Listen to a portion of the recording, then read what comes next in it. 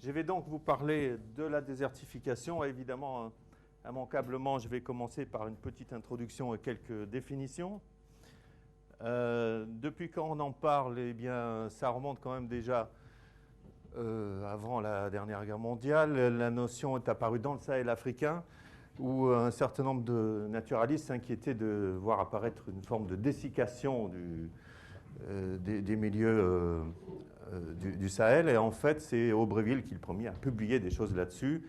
Enfin, disons, c'est celui qui est le plus couramment cité et qui a introduit cette notion de désertification en disant que finalement, ce n'est pas le climat qui change, mais c'est plutôt la végétation se dégrade essentiellement sous l'action de l'homme.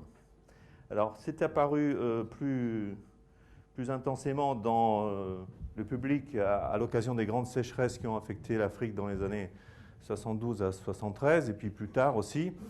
Et c'est apparu clairement dans les médias. On a pris conscience de la grande sensibilité aux fluctuations climatiques et aussi de la grande vulnérabilité des populations qui vivent dans ces milieux-là, puisque ça s'est traduit par des famines. Ensuite, on peut dire, dans ce bref, ce n'est pas une revue complète, c'est simplement quelques jalons que je vous pose. Il y a eu un certain nombre de conférences qui ont posé le problème au niveau international pour mobiliser les scientifiques, et ceci dès les années 70. On peut citer notamment une conférence sur les case studies qui ont été faites dans le cadre du programme UNESCO à Nairobi en 77. Donc vous voyez, ça remonte déjà un petit moment. Alors, tout ce phénomène, tous ces préoccupations ont enclenché la mise en place d'un protocole international, une convention internationale qui a été dans la lignée du protocole de Kyoto et des autres conventions de nature environnementale, on va dire. Il y a une convention qui a été adoptée en 1994 qui définit les modalités d'action au niveau international pour combattre ce fléau. Et cette année, c'est un peu pour ça que je vous fais cette présentation aujourd'hui, l'année 2006 a été déclarée l'année internationale des déserts et de la désertification pour relancer un peu le processus, parce qu'en fait, il y a un certain nombre de doutes sur la place que doit jouer cette convention dans le panorama mondial des actions de type environnemental. Alors cette convention a proposé une définition de la désertification parce qu'il y a eu beaucoup de discussions. Qu'est-ce que c'est vraiment ? Il y a une définition, disons, pragmatique qui sert à satisfaire un peu tout le monde, qui dit qu'il s'agit simplement de la dégradation des terres dans les zones arides, semi-arides et subhumides sèches. Alors ça, c'est parce que beaucoup de pays s'estiment affectés. Et il y a une combinaison de variations climatiques et des activités humaines. Finalement, ce que je retiendrai de cette introduction, c'est que la Convention fait explicitement état de besoins en matière de surveillance et mentionne particulièrement la télédétection comme un outil pour la mise en place de cette convention. Alors, quels sont les coupables désignés dans ce phénomène ? Très vite, on a dit, oui, mais la politique des feux et brûlis, bien sûr, c'est ça qui détruit le couvert végétal, également l'exportation de bois et fourrage, les déprissements intempestifs, le surpâturage, autant de causes qui ont été montrées du doigt. Mais en fait, bien entendu, ce sont des pratiques des populations locales qui en ont besoin pour vivre, donc c'est plutôt une question de dosage. Et la question n'est loin d'être aussi simple. Il ne suffit pas d'arrêter de la politique de brûlis ou le défrichement pour résoudre le problème.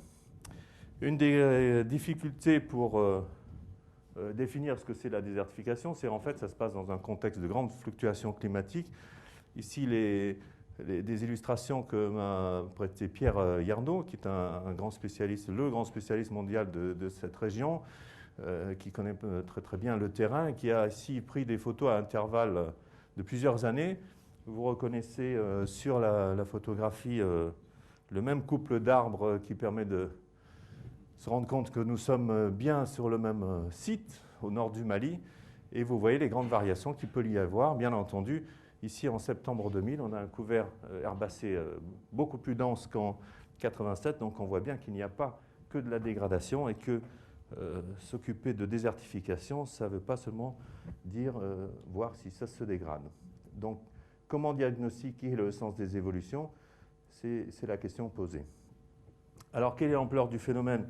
Là, c'est une carte des déserts, de l'extension des déserts proposée par l'UNEP cette année pour l'année internationale.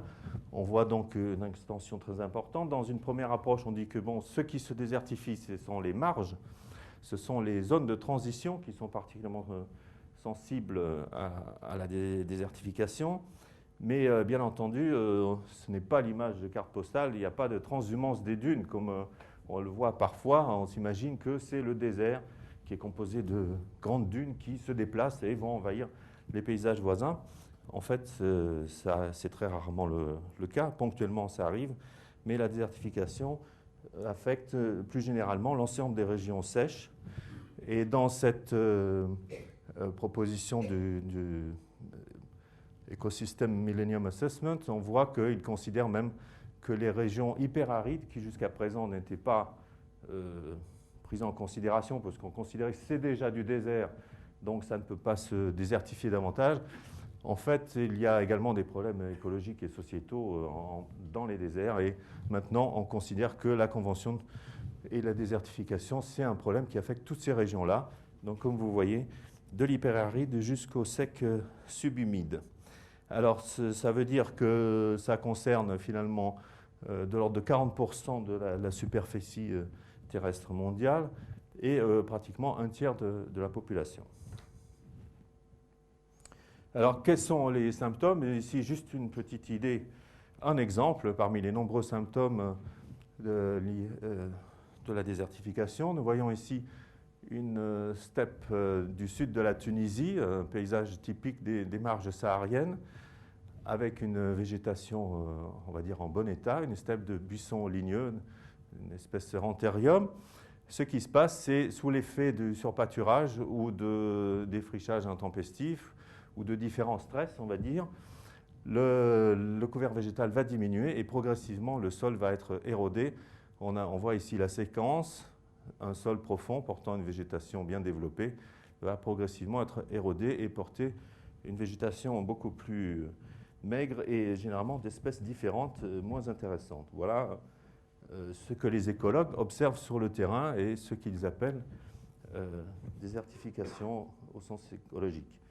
Alors comment intégrer cette approche de terrain dans une approche de télédétection? Les premiers essais, on s'est dit, bon, ben, c'est très simple. Par exemple, ici, voilà la carte écologique du milieu que je vous ai montré, qui a été établie par les écologues sur le terrain. Ils ont arpenté le terrain et trouvé différents systèmes écologiques dans différents états de dégradation. On va dire, voilà, steppe en bon état, avec tel groupement végétal, faciès dégradé, etc. Et ils ont comparé que les premières images satellites qu'on avait, c'était les images de Landsat MSS dans les années, donc, il a été lancé en 72. Donc dès 73, on a commencé à avoir des images. Ils ont dit c'est magnifique, c'est en couleur, on va pouvoir voir plein de choses. Et ils ont essayé de retrouver les informations, ce qu'ils savaient du terrain ou leur vision du terrain dans les images de satellites. Évidemment, cette approche, je dirais un peu naïve d'exploration, n'a pas donné des résultats très convaincants. On n'a pas pu utiliser cette approche directe, on va dire une image, une carte. Alors ensuite, on s'en est servi un peu pour voir quelles sont les zones sensibles à la désertification.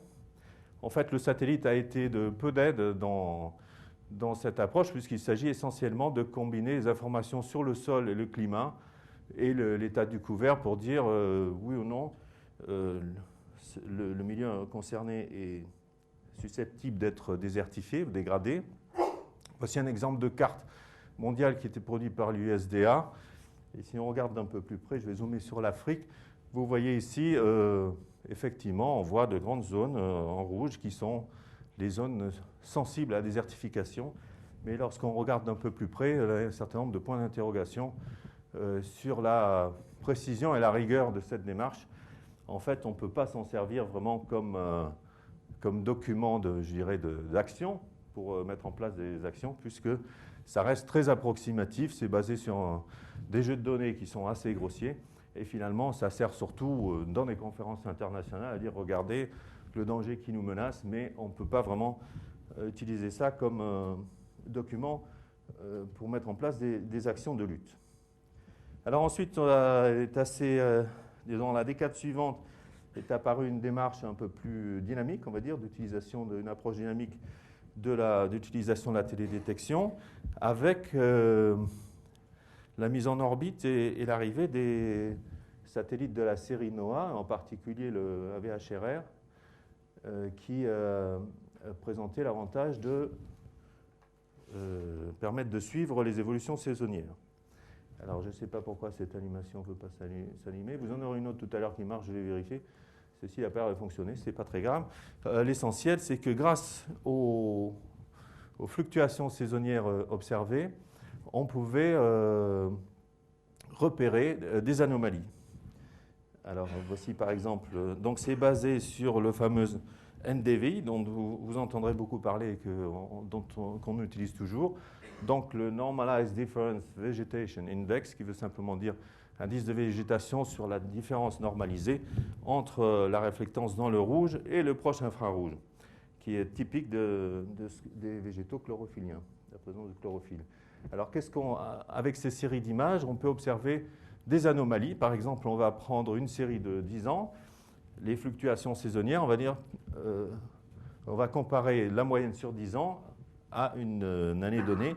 Et là, par exemple, on voit une mise en évidence en 84 de valeurs dites anormales par rapport à la moyenne sur 10 ans, c'est-à-dire en 84, on constate que toute cette partie du Sahel a beaucoup moins de végétation que la moyenne des CADER. Alors, quel est l'intérêt? Ce n'est pas vraiment un outil de détermination ou d'identification de la désertification, mais par contre, c'est très utilisé pour les systèmes d'alerte et encore actuellement, c'est la base des systèmes, c'est pour ça que le NDVI est toujours utilisé, tels que FUSE ou Agreement ou la FAO. Alors, cette utilisation des fluctuations saisonnières du développement de ce qu'observent les satellites en termes de NDVI, de développement du couvert végétal vert, a permis de cartographier les grands types de biomes. C'était l'objet du programme Global Land Cover 2000 qui a été fait au JRC avec des données du capteur végétation, du satellite SPOT. Et grâce aux fluctuations, à l'identification de courbes saisonnières, de courbes phénologiques, on a pu distinguer les différents biomes. Voici le principe. Ça, c'est un cas sur le nord de la Chine où on voit ici le développement phénologique des différents types de couverts végétaux. Je vous ai illustré en rouge et orangé le cas des grasslands, des herbages, on va dire, discontinus, et des shrublands, c'est-à-dire des steppes à buissons, aussi discontinus, c'est-à-dire typiquement les biomes qui se trouvent aux marges des zones hyperarides. Et donc, les premiers susceptibles d'être désertifiés. On voit la difficulté de les distinguer, puisque sur l'ensemble, ici c'est les décades de l'année 2000, on voit qu'il y a simplement un petit signal ici, une petite augmentation du NDVI dans cette période-là, et qui est assez similaire d'une classe à l'autre. Il y a un léger décalage. Donc on est presque dans la partie, on va dire, du bruit du signal. Et effectivement, ce qu'ont constaté ces chercheurs, c'est que ces travaux de Wang, suivant le jeu de données et le seuil qu'on choisit, évidemment, la limite du désert va changer. Donc, ce qui veut dire que ce n'est pas suffisamment précis pour détecter est-ce que oui ou non il y a eu désertification de ces milieux. Alors, du coup, on s'est posé la question, certes, il y a le NDVI, ça fait beaucoup de choses, mais visiblement, ça ne fait pas tout. Donc, on s'est interrogé sur savoir qu'est-ce que mesurent réellement les satellites, qu'est-ce qu'ils peuvent mesurer sur ces milieux-là. Et on s'est intéressé en particulier aux propriétés optiques des surfaces.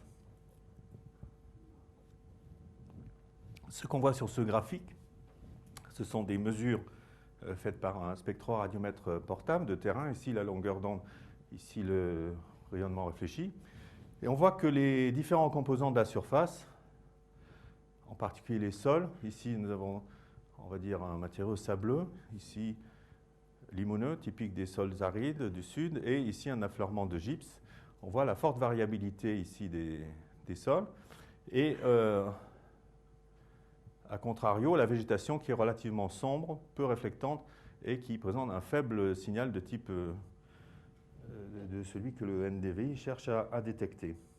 Donc finalement, on s'est dit qu'il fallait prendre la surface des sols en considération en entier, non pas seulement s'intéresser à la végétation verte, et en particulier depuis les travaux de Kennedy qui avaient montré que dans les couverts, dans le cadre du nord du Sahara, le NDVI ne détectait pratiquement rien d'intéressant de ce point de vue-là. Donc les sols dominent, on voit bien que le couvert végétal, là vous avez vu des photos en visée oblique, mais si on fait une visée verticale, on s'aperçoit bien que le taux de couvert de la végétation est de l'ordre de 20%, donc ça veut dire qu'il y a 80% de sol. Et l'étude des propriétés optiques des sols a permis d'améliorer les indices de végétation. Je vais vous montrer ça dans un moment. Bien sûr, il y a d'autres approches. En particulier, je pourrais citer l'utilisation des diffusomètres au Sahel pour suivre la teneur en eau globale des surfaces et donc distinguer ce qui est de la végétation. C'est les travaux de Jarlin au CESBio. Mais ce que je retiendrai, c'est qu'en fait, on utilise actuellement toujours beaucoup les données optiques. Donc, ce que j'ai cité tout à l'heure, les séries AVHRR ou Landsat pour les études plus détaillées, car il en existe de longues séries temporelles. La difficulté, c'est de voir ce qui se passe sur le long terme, et il n'y a guère que ces données-là qui le permettent. Là, je vous parlais un peu maintenant justement du point concernant la détection des faibles couverts végétaux. Ici, un exemple, le nord de l'Afrique, vous avez reconnu ici une synthèse sur 10 jours du satellite Spot capteur végétation. Nous voyons au nord les zones en rouge dans cette composition colorée en fausse couleur, zone de végétation dense, et ici la partie désertique au centre avec en jaune ces grands ergues, ces grandes surfaces de dunes.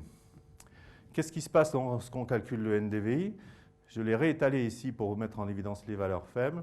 On s'aperçoit que si le nord, effectivement, montre bien des valeurs cohérentes en termes de couvert végétal, on s'aperçoit que dans la zone qui nous intéresse, en fait, c'est-à-dire la zone de transition entre le désert et, on va dire, les zones fortement couvertes, c'est-à-dire toute cette frange-là, c'est cette partie-là qui est susceptible d'être désertifiée. Eh bien, en fait, on est dans la zone d'une certaine façon, une zone de bruit, puisqu'ici, on reconnaît des formations soit dunaires, soit des montagnes où il n'y a absolument pas de végétation. C'est le cœur du Sahara.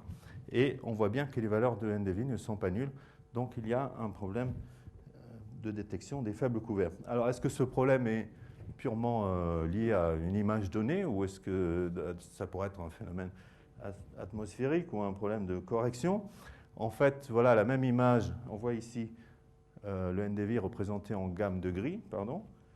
Donc ici, l'image post-végétation. Si on regarde à la même période les données du capteur MERIS sur un VISAT, on observe le même phénomène. Et si on prend la série AVHRR, de la même façon, on observe le même phénomène. Donc il y a vraiment un bruit qui est lié aux propriétés optiques des surfaces. Alors on est allé regarder d'un peu plus près. On a pris une série d'échantillons de sols désertiques, on va dire, voilà, qu'on a distribué un peu au hasard des expéditions, des tournées qu'on a pu faire. Et qu'est-ce qu'on observe? Voici par exemple quelques courbes types de réflectance spectrale ici, donc dans le domaine visible et proche infrarouge. On voit bien qu'il y a une grande variabilité, mais aussi on s'est aperçu que le rapport ici entre le rouge et le proche infrarouge n'était pas indépendant de ce qui se passe ici dans la partie visible. Donc on a utilisé ça ensuite, comme vous allez le voir, pour essayer d'améliorer les choses. Si on projette dans ce plan rouge, proche infrarouge, l'ensemble des échantillons de sol désertique trouvés, étudiés, on s'aperçoit qu'on s'éloigne significativement de la bissextrie, c'est-à-dire de la situation idéale où telle que le NDVI la présuppose. Le NDVI présuppose que l'ensemble des points correspondant au sol sont sur cette bisectrice, c'est-à-dire que le rapport rouge sur infrarouge est constant et égal, et surtout que donc tout ce qui est déviation par rapport à cette bisectrice correspond à la végétation dont le maximum se trouve par là, très faible réflectance dans le rouge et très forte réflectance dans le proche infrarouge. On voit ici qu'il y a en fait une espèce d'épaisseur de cette droite de sol et qu'elle est décalée. Et c'est ça qui introduit ce bruit, puisqu'on va voir ici que l'ensemble de ces sols nus du désert, finalement, ont une variation du NDVI qui se trouve dans cette gamme-là. C'est ce qui correspond au bruit. Alors en réalité, voilà, donc la ligne du sol a une certaine épaisseur. Alors en réalité, on a regardé d'un peu plus près en 3D, on s'est aperçu que, en fait, plutôt que de droite des sols, dans ce cas-là, il faudrait prendre en considération le plan des sols, qui ne se trouve pas strictement orthogonal à ce plan-là, et donc prendre en compte cette distribution en 3D. Et nous sommes actuellement en train de travailler dessus pour cette partie amélioration des indices de végétation pour les très faibles couverts, donc pour les zones en cours de menacées de désertification. Voilà, alors donc un petit bilan. L'intérêt d'étudier les surfaces globalement, c'est ce que vous venez de voir. D'une part, en connaissant la réflexion spectrale des composants élémentaires, on peut analyser et modéliser la réflectance de surfaces complexes.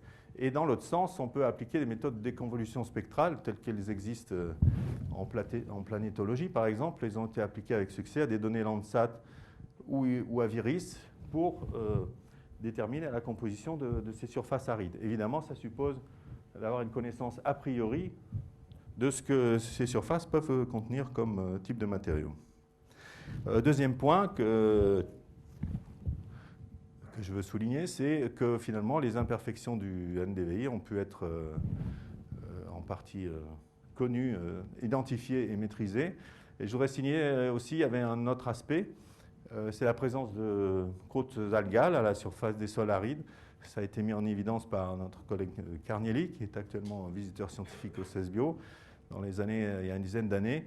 Et là aussi, il y avait un problème affectant le NDVI qui a pu être pris en compte. Donc on s'est mieux observé. Maintenant, je voudrais passer à un autre aspect.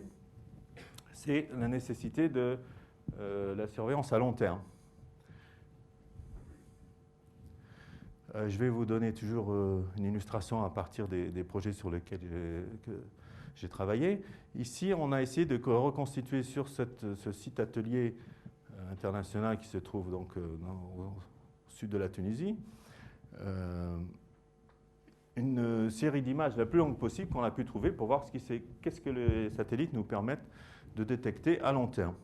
Donc en ayant fouillé dans les archives existantes, on a fini par retrouver des données Landsat MSS à partir des années 72. Puis ensuite, avec les Landsat suivants, on a pu avoir des données thématiques mapper. Et là, donc, on couvre pratiquement une trentaine d'années. La difficulté, c'est qu'elles sont inégalement distribuées dans le temps. Et ça, ce n'est pas nous qui l'avons choisi, c'est l'état de l'archive. Et je reviendrai là-dessus en conclusion. En théorie, nous avons 30 ans d'observation. En pratique, c'est beaucoup moins idéal.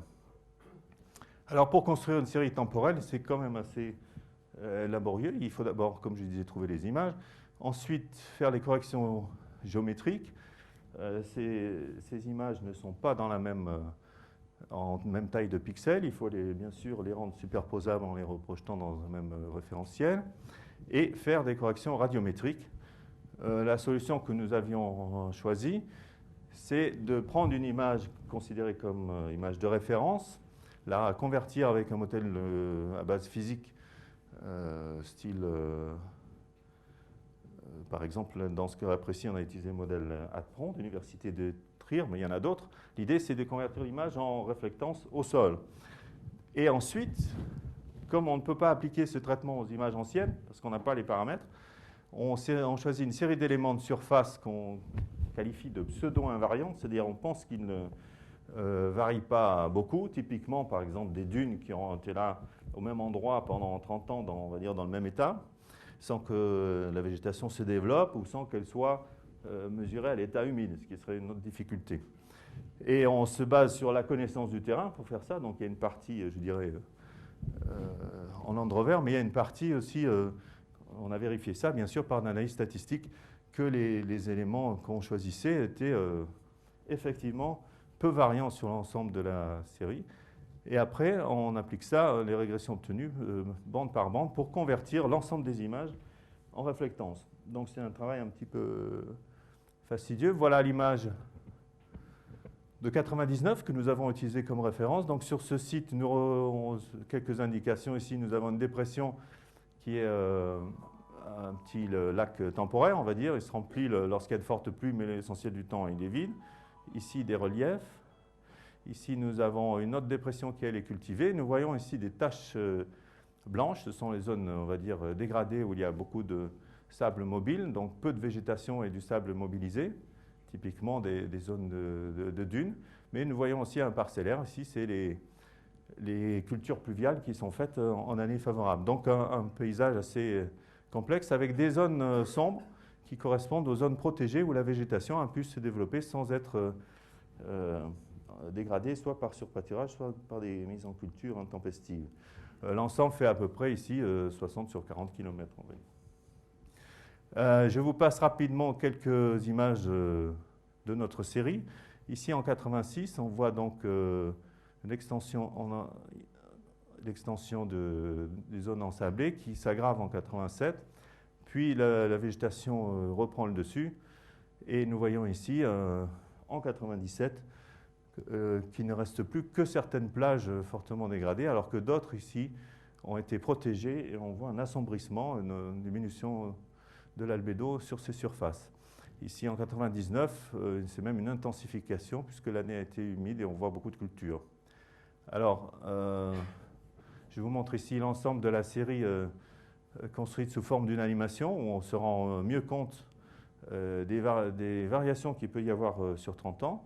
Vous voyez ici les dates, le curseur qui se déplace. Mais comme je vous le disais tout à l'heure, la difficulté, c'est que si sur le graphique c'est également distribué, en fait, dans la réalité, les images ne sont pas régulièrement espacées dans le temps. Et on va utiliser d'autres méthodes d'interpolation, par exemple. Ce qu'on voit bien, par contre, c'est qu'il y a certaines zones qui ont été abîmées, d'autres restaurées, et nous avons voulu un petit peu quand même se dire tout ça c'est bien, c'est très joli, hein, on voit des choses, mais comment en tirer des tendances? Une première analyse de tendance simple, c'est simplement de voir pour un paramètre donné. Là, on a pris la brillance, disons la valeur moyenne des réflectances qui est un peu assimilable, une approximation de l'albédo, son évolution au cours du temps. Alors là, c'est les cas de figure qu'on peut imaginer. On imagine ici, par exemple, que régulièrement, l'albédo va diminuer, ce qui correspond à l'augmentation du couvert végétal, donc une meilleure santé, un meilleur développement du milieu, donc une restauration, par exemple, d'un milieu dégradé. Ici, ça serait le cas où il ne s'est pas passé grand-chose.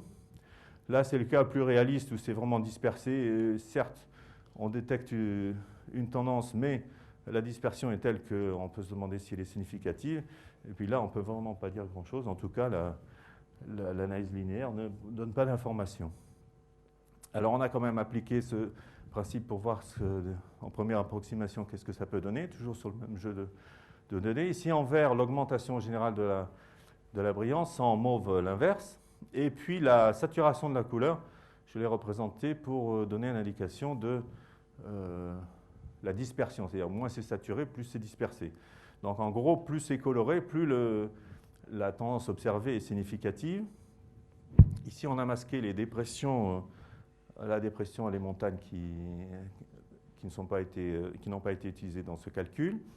Et on s'aperçoit qu'effectivement, il y a certaines plages qui montrent clairement une tendance générale sur 30 ans. Donc là, dans ce cas-là, c'est les zones de sable qui se sont progressivement installées et qui n'ont pas été, je dirais, maîtrisées.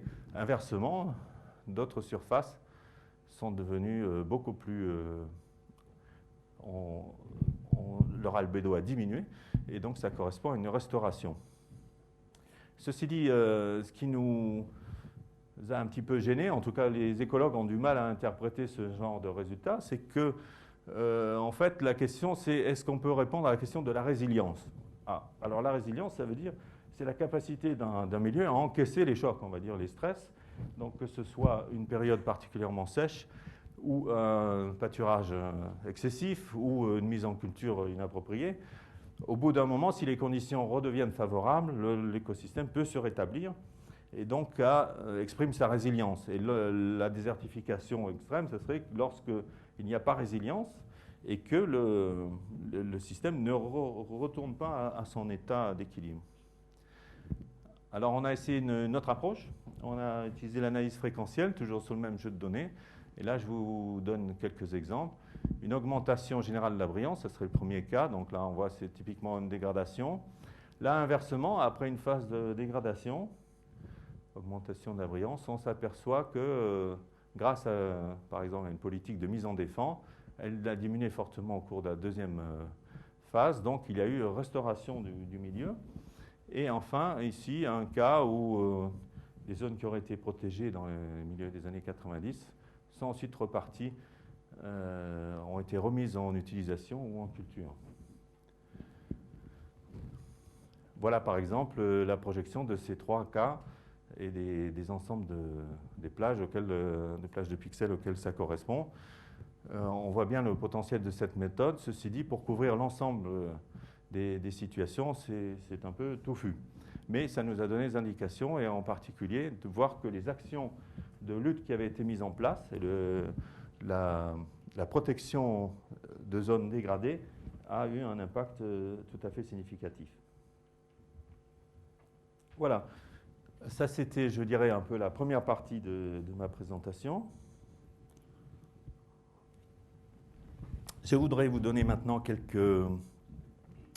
Donc, on a parlé de ça en première partie. Deuxième partie, je voudrais parler un peu de désertification et irrigation, puisque c'est ce sur quoi nous travaillons actuellement au CESBio. Et en fait, c'est tout à fait dans la même thématique de la désertification. Une mauvaise gestion de l'irrigation conduit aussi à la désertification. Et aussi, d'un autre point de vue, la résilience et l'eau ont des liens évidents.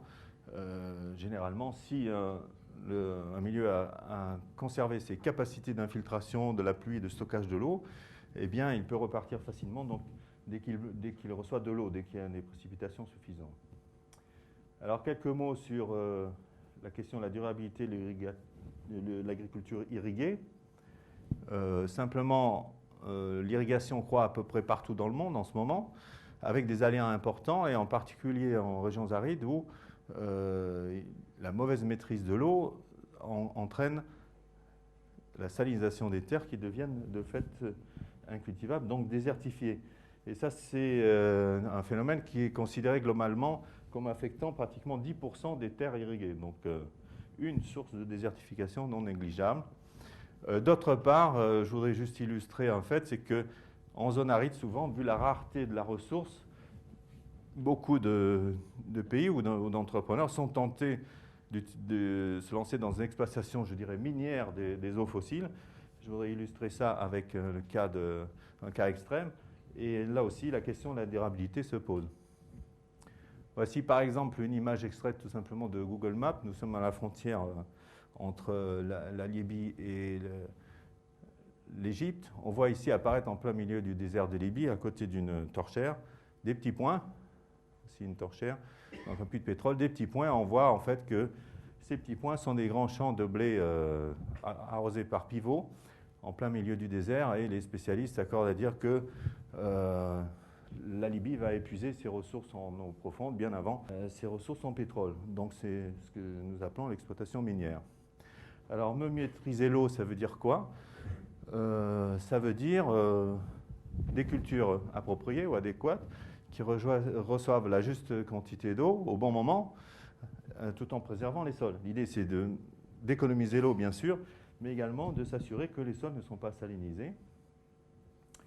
Et je vais vous montrer l'exemple du bassin versant de la région de Marrakech sur lequel nous travaillons actuellement, qui était le site d'étude ou le chantier du projet SUDMED. Alors, bref rappel de la situation. L'ensemble du bassin versant ici est composé au sud par les montagnes de l'Atlas. Nous voyons le plus haut sommet d'Afrique du Nord, le Toubkal, à près de 4000 mètres, et c'est le château d'eau de ce grand bassin où vous voyez autour de la plaine, dans la plaine, autour de la ville de Marrakech, des zones ici irriguées en vert. Et compte tenu de la pluviométrie qui est de l'ordre de 200 mm, il n'y a d'agriculture dans cette région, principalement grâce à l'irrigation. Il y a également un peu d'agriculture pluviale sur les piémonts, mais le gros de la production, c'est l'irrigation. Et surtout, je vous montrerai ces deux périmètres. Celui-ci est ici une expérimentation que nous avons mise dans cette zone appelée R3. Surtout, l'eau mobilisée par l'agriculture représente 80% de la consommation en eau douce de la région.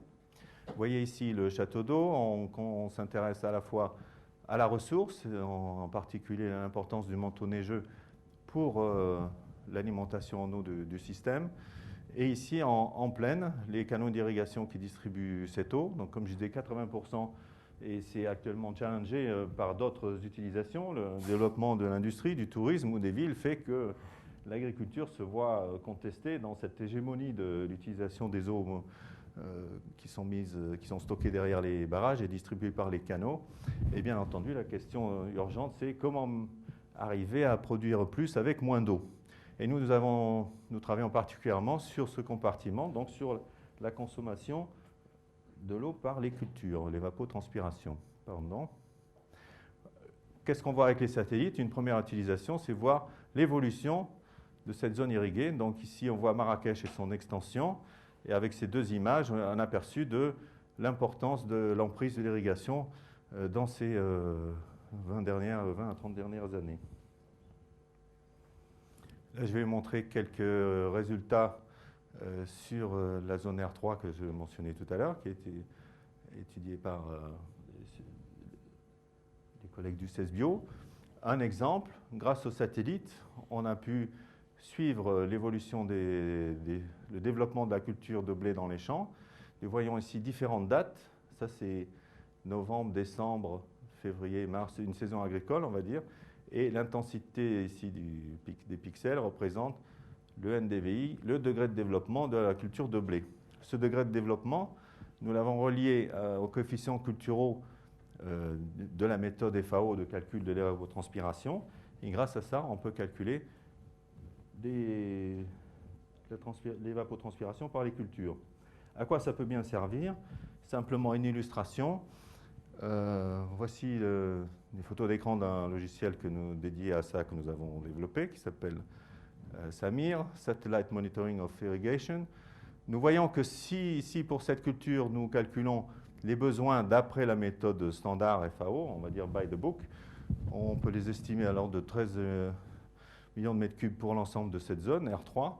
En fait, si on utilise le satellite avec la méthode évoquée dans la diapo précédente, on s'approche beaucoup plus de la consommation réelle et on voit que en fait, les besoins sont de l'ordre de 8 millions avec cette méthode. Bon, ce sont des indications, mais c'est la voie que nous suivons actuellement et les développements dans les nouveaux projets que nous poursuivons pour utiliser les satellites à haute résolution pour la meilleure maîtrise de l'irrigation.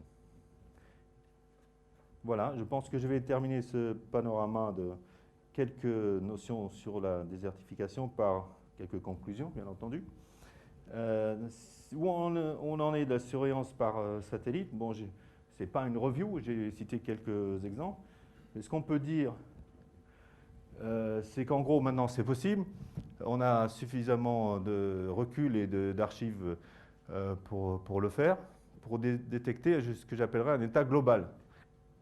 Par contre, la connaissance de terrain reste indispensable pour pouvoir l'interpréter. Il faut faire un diagnostic précis.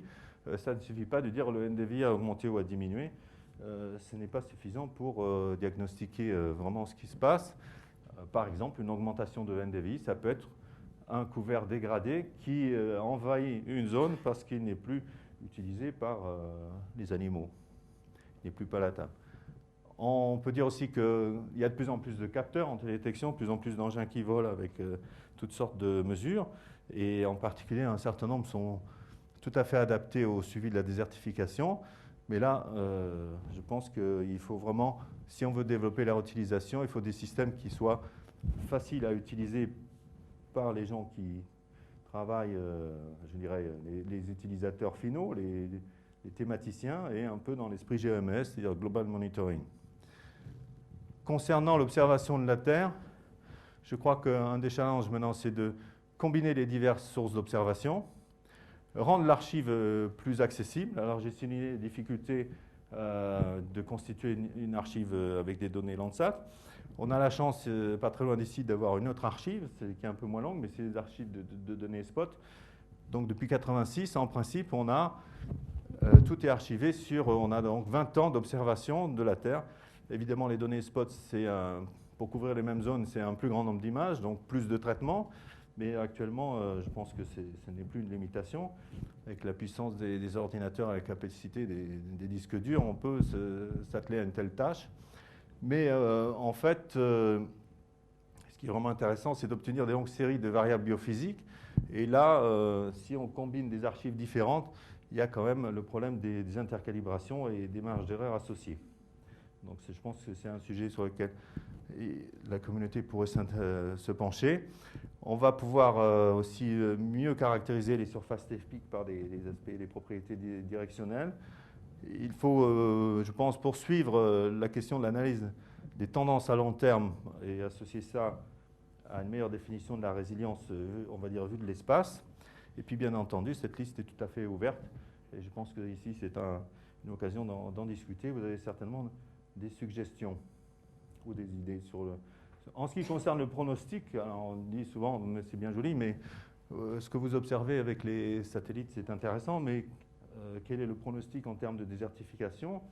Là, c'est déjà beaucoup plus complexe. Il faudra avoir des modèles explicatifs, des évolutions qui tiennent en compte non seulement le milieu physique et agricole, mais aussi, évidemment, l'évolution du climat, les modèles associés, et les diverses réponses que les sociétés peuvent apporter face à ces modifications. Donc, on voit la complexité du problème, et évidemment, il faut pour ça une vision complètement pluridisciplinaire et l'implication des sciences de l'homme et de la société.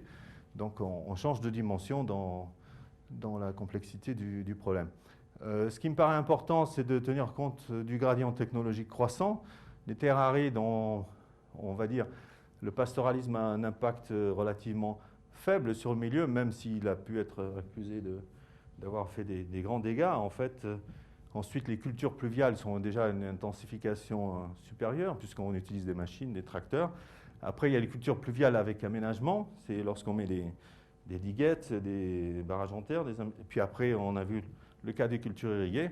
Et évidemment, l'utilisation des terres arides aussi, c'est les grands complexes touristiques, par exemple le tourisme saharien, le développement des villes, on voit ça en particulier sous l'impact du pétrole. Bon, alors en fait, évidemment, le satellite n'apporte pas de solution.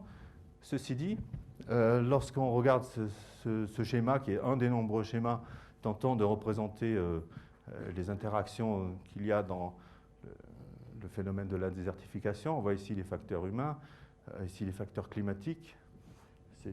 C'est un modèle. Dans ce modèle, tout ce qui concerne les changements de végétation et les glissements dans les cycles phénologiques, la réduction du couvert végétal, l'extension des zones irriguées, tout ça est, comme je vous l'ai montré, visible détectable par la télédétection. Et enfin, dernière diapo pour conclure, pourquoi s'intéresser davantage à la désertification? Évidemment, ça dépasse une question scientifique, c'est une dimension sociétale planétaire. Un exemple dans le domaine physique, on sait très bien que les tempêtes de sable qui sont liées à la dégradation des milieux arides affectent aussi même les pays qui ne sont pas désertifiés. Bien entendu, c'est plus que ça, c'est un problème qui affecte la survie des populations vivant dans ces milieux. Donc l'accent est mis actuellement dans la Convention sur les liens entre désertification et pauvreté. Et je n'ai pas besoin de vous rappeler que les gens qui ne peuvent plus subsister sur leur milieu grossissent le flot de ceux qui fuient les campagnes et cherchent à survivre ailleurs. Donc les liens avec l'immigration sont tout à fait évidents. Enfin, ce que je voudrais souligner, Une des voies pour montrer l'importance de la lutte contre la désertification, et donc évidemment de la recherche qui doit l'accompagner, c'est d'essayer d'estimer le coût de l'inaction. Qu'est-ce qui se passe si on ne fait rien, si on laisse ces milieux se dégrader, quelles sont les conséquences économiques et combien ça coûterait de pallier les inconvénients ou les problèmes que ça a engendré. Alors dans cet ordre d'idées, je vous encourage à regarder, si ça vous intéresse, à voir les publications de mes collègues du comité scientifique français, en particulier celle de Marc Billet-Charton et Mélanie Desriquier-Desjardins qui ont travaillé là-dessus. Dernier point, il vient de se créer un réseau européen sur la désertification, un réseau de scientifiques on va dire multidisciplinaires qui regroupe autant les spécialistes de l'économie que de la physique. Et parce qu'il y a effectivement une communauté européenne assez importante. Là, on va dire, à la première réunion, il y avait une centaine de participants inscrits. Il y a d'assez nombreux projets sur l'étude de la désertification financés par la Commission européenne. Et je ne mentionnerai par exemple le projet de Desurvey qui est en cours et auquel les Toulousains participent, en particulier mes collègues de Médias. Voilà, je crois que je vais m'arrêter là. Laisser la place à quelques questions si vous voulez.